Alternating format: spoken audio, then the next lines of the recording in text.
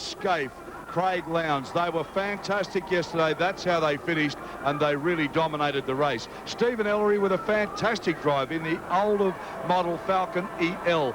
Johnny Bow in the Falcon AU, and that, of course, is the new team, the Caterpillar Cat team out of Western Australia. Russell Ingle there, he came in next, and we go down through the field. Car 15, young Kelly's done a terrific job to be there. Greg Murphy's also good. Tander, fined $1,500 for taking Wayne Gardner out yesterday and lost all the results out of that race. Dickie Johnson way back on 17. That's unusual for him.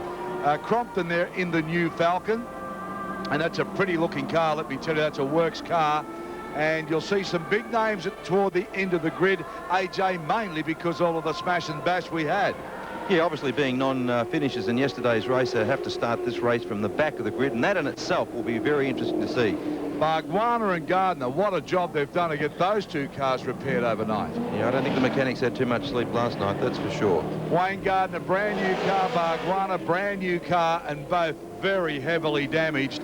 And boy, oh boy, they have done a remarkable job. And I spoke to Wayne Gardner late this afternoon. He didn't think there was a hope in Haiti of getting that car ready for today. Crompton's actually in the EL Falcon, Daz. It's painted exactly the same colour as the AU. They did a great job to get Glenn's car finished. They obviously didn't have any time to do two of them. So Neil in the EL and Glenn in the AU. Well, of course, Russell Ingle also involved in that big carnage yesterday. And they've done a remarkable job to get his car back. So there's been some big battle work done overnight. But it's great to see 40 cars. You were saying yesterday you think they'll get down to a qualifying system this year. So many V8s in Australia. Well, there's 7 in existence in Australia at the moment, and a lot of the circuits, i.e. this one, can only take 40, which means 30 are going to miss out. So I can see probably pre-qualifying and selection going on throughout the year. This formula has really grown.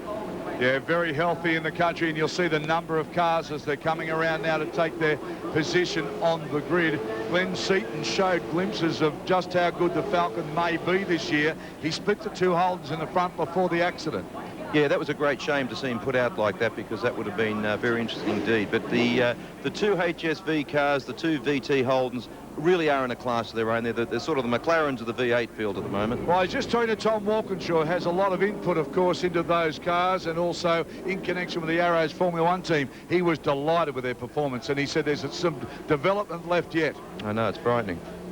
All right, set now, waiting for the lights to come up. Glenn Seaton, there he is. Always looks nice and cool and relaxed. He really showed a glimpse of what the new Falcon AU might do. This year he was up, he's way back at the grid now because of that accident. Green flag from the rear, ready to go. Wait till you hear it start to rumble. Let me tell you, the track starts to shake. The Formula One mechanics, they come out to look at these. Green lights racing now. Both the Holdens get their power down nicely. Stephen Ellery with a good start. Johnny Bowen up on the outside. That looks like Jason Bright, I think so, in the bright blue car. Here they go, Holden 1 and 2. Right nose to tail. Ellery, great job in third. Great start from Scaife, another really good start. He's got clean air. I don't know who that. I think that's Terry Finnegan by the look of it. A bit hard from this aerial view. Number 43. Yeah, Paul Wheel in the Falcon. At the moment, Russell, Scaife, I said that the other day, I've known his father. Don't age him that quickly. All my life I was calling him Russell. Yeah, Mark Scaife doing a great job. Now, yesterday, these two really did fight out a great battle, but we were very impressed with the young fella because he was just going so well. I mean, Stephen Ellery didn't give an inch to John Bow yesterday. No, and he came under a lot of pressure for a long time. That's one of the ex-Stone Brothers car. I'm not sure whether it's the actual ex-Bright car and Richard's car from Bathurst, but he bought that car a month or so ago and hasn't had a great deal of time in it, so his performance is very impressive. Russell Ingle now, he's in that distinctive silver car. Look at under brakes. Me, locking up brakes big time. Plenty oh no, that's more than the lock-up brake. Yeah, that's an engine lock-up. That's terminal. Gone. Jason Bright out with a lot of smoke just pouring out of the car. He'll pull it onto the grass there, get it out of the way. Dare I say it might have been a hose connection or something come loose? Yeah, looks like something like that. Okay. Good on you, AJ. Out front still the two Holdens, though. Stephen Ellery doing a great job in third place now. Look who's behind him. The man that really had something to do with all that chaos yesterday. Russell Ingle done a terrific job to get his car back into shape because it was bent on basically every corner. Well, Russell's there. He'll be putting plenty of pressure on Ellery. He's not a bloke that sort of gives up very easily. He's a real good, hard racer, and he'll be putting major pressure on Ellery. Tony Longhurst and Greg Murphy, too. They're well placed just behind the main pack. Johnny Bow in that very distinctive black and yellow car.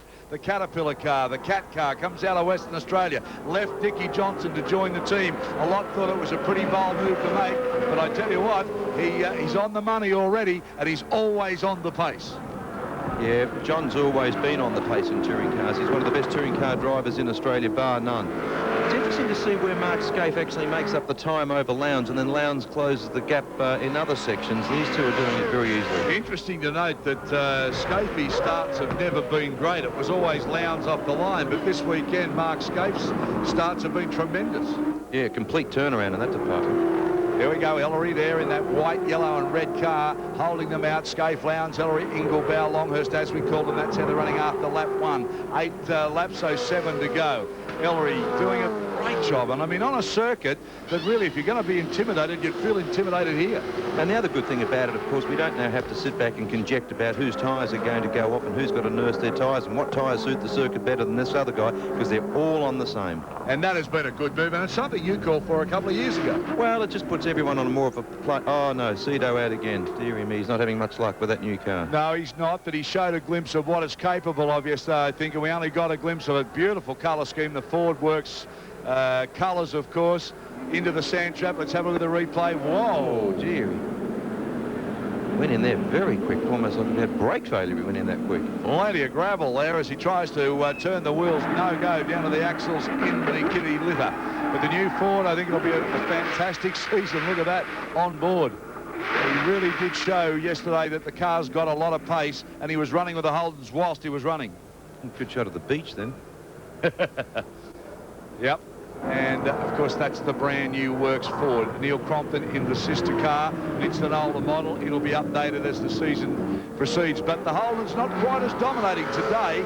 Ellery's done a great job. He's just hanging on. He really has surprised me. I think he's found a new fan as well. Well, I'm telling you, it's been a great job. It's an older model car, and he's in great company, and it's on a circuit that's very, very scary to drive. It's intimidating, and he is not giving an inch to anybody. No, his drive yesterday and so far today, very impressive. So Scaife and Lowndes still hard at it, and beautifully turned out these cars. They really, really are. And Walkinshaw said, don't worry about that. We've got a lot of development yet for these cars. Can't help but think perhaps Jason Bright might have thought we should have kept onto the EL for a few races more before we went into the AU. Well, new cars always difficult, and of course Holden had the edge by having those few races later in the season last year to at least do some race testing. Whoops, Terry Finnegan there having a bit of a lose. He'll be giddy by the end of the weekend. He has done that a few times. Look at the size of this crowd as the cars all sneak through. And they love the V8s here. It's terrific to be down on the Formula One pit lane, because as soon as the V8s fire up, they all run out. They all come and have a look. I think it's a formula that's captured the imagination of everyone, Daz. I mean, they're big and they're noisy and flames belching out of the exhaust, and yeah, they swap positions. Well, haven't done so much this time, but no, it's a very exciting form of motorsport, and I think that's been borne out by the fact that you know, there's 70 of them in Australia. It's becoming very popular. And AJ, your general bound. Absolutely. Do you know, for Adelaide, they're going to reconstruct the Formula One circuit over there, and they're holding the Adelaide Fabulous 500, a 250 race on the Saturday, a 250 race on the Sunday. Most of the corporates have already sold out completely, and they're predicting a similar crowd to when they had the F1 race there. Yes, and of course, Darwin last year, a new addition, and that was a big success. Here we go, Scaife, Lowndes, 1 and 2. Holden Racing team as they start to reel off the laps now all together, nice and tight, just running in formation. Stephen Ellery doing a terrific job. He's back in third place, shadowed by Johnny Bow. They come up the start-finish line again. We'll take a break. Hey, buckle up, Australia. The V8s are on the track, and we'll be back.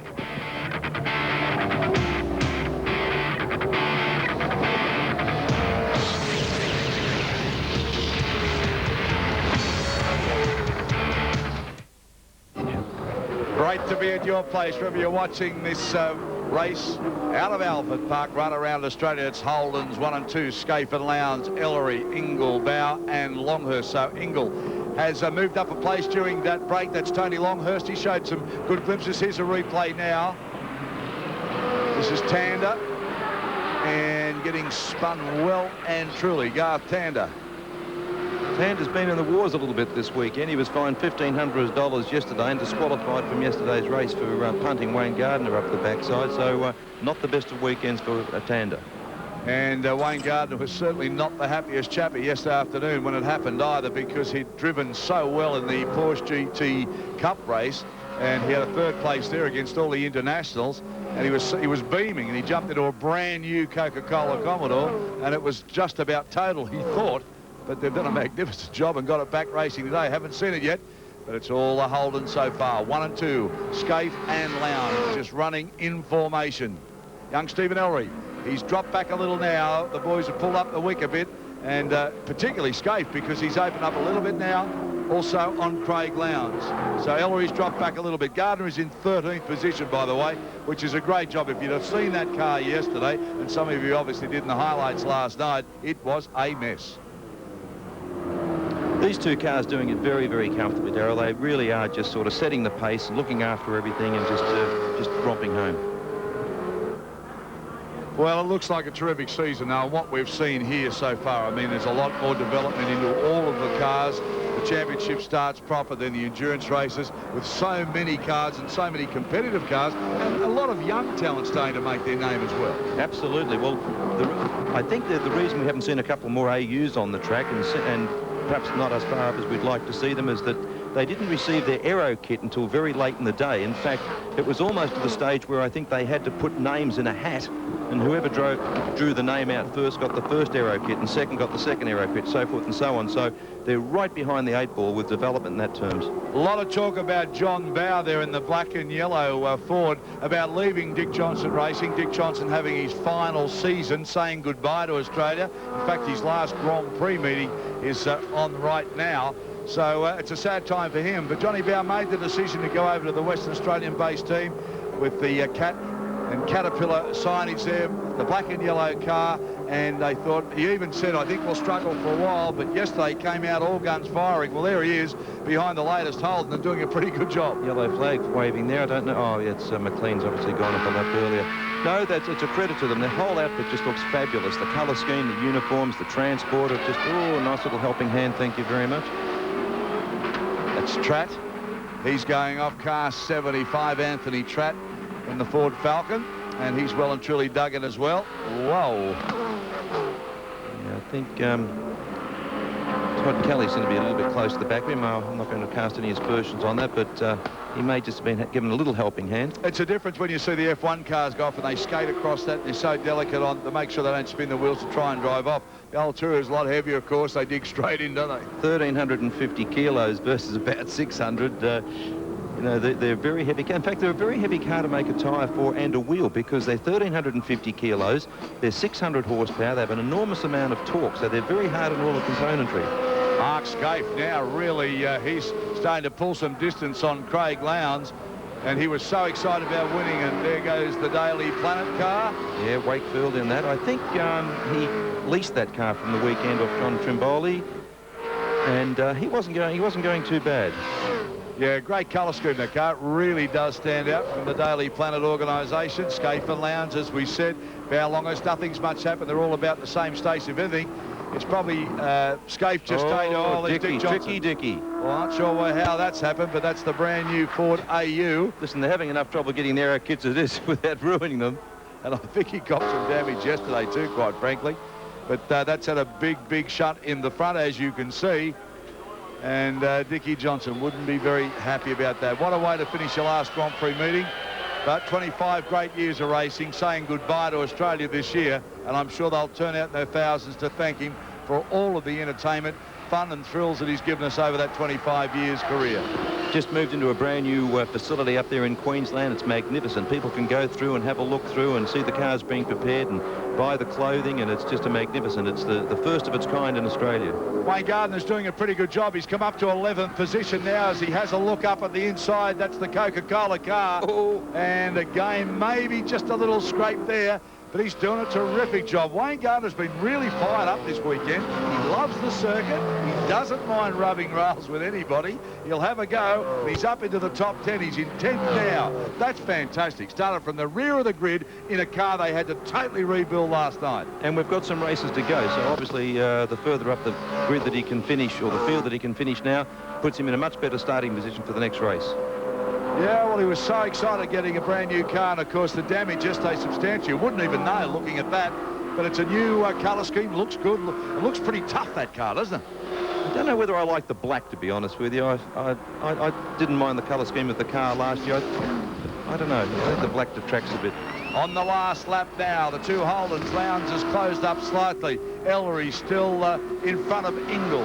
There it is, Scaife, Lowndes, Ellery, Ingle, Bow and Longhurst. Positions really haven't changed up the front, and I can't give young Stephen Ellery enough raps. He's holding out some tough men there in third place. You've got Johnny Bow, Russell Ingle. Not easy to keep behind you. Another one which is going fairly good is Greg Murphy. He's quietly crept up to 7th spot. Yeah, I think we can expect Freddie Gibson to really turn that team around this year. Well, Fred always turns out the most immaculate cars. Everything is left nothing. He leaves nothing to detail. And certainly the Gibson cars have always been, you know, one of the best turned out and prepared cars. Yeah, got good staff this year, good drivers, and I think he was saying the cars are new and we won't be competitive for a little while into the season, but I think they're all playing ducks and drakes at the moment. Freddie Gibson never ever races to come second. Well, who does? Now, Scaife's got his hazard warning lights on, so I don't quite know what's going on there. So, Mark Scaife out in front at the moment. Craig Lowndes sits in behind him. That's how they finished yesterday. And Scaife's done a pretty good job. Lowndes wanted to have him. He took pole. Scaife made the better start. And they've just driven a beautifully constructed race. They've used all the track and some, haven't got into any bingles at all. In fact, haven't put a scratch on the car. No, they're a good-looking race car, aren't they? They're very well turned out, very professional. As I said yesterday, they can utilise the facilities from Arrows and Tom Wilkinshaw. If they want to talk about shock absorbers and setup, it's just they can fax backwards and forwards, and they really have got the jump on everyone. That's looking out from Craig Lowndes' car. That's his view of Scaife as they go around. You can see the crowd all hanging up on the fences. They just love to hear these things at full song, at full noise. Round they come back onto the main straight. This is it. Will we see a stage finish here? It looks like Scaife will hold out. He does. Lowndes comes second. Ellery hangs on to third. Then it's Ingle. Then it's Johnny Bow. Then Tony Longhurst, who has been pretty well on the pace too. Got involved in a bit of that push and shove stuff yesterday. But again, he's shown that that car's got plenty of pace too. So there we go. The two Holdens have dominated this meeting, no doubt about that. Recap the results for you. Mark Scaife in the VT Commodore first. In the sister car is Craig Lowndes. Stephen Ellery in the older Falcon EL. Russell Ingle in a new VT Commodore. Johnny Bow in the older model Falcon. And Tony Longhurst also there as well. So that's it. We'll take a break at the moment. Remember, we're going to come back with Ralph Schumacher live in the studio after the break.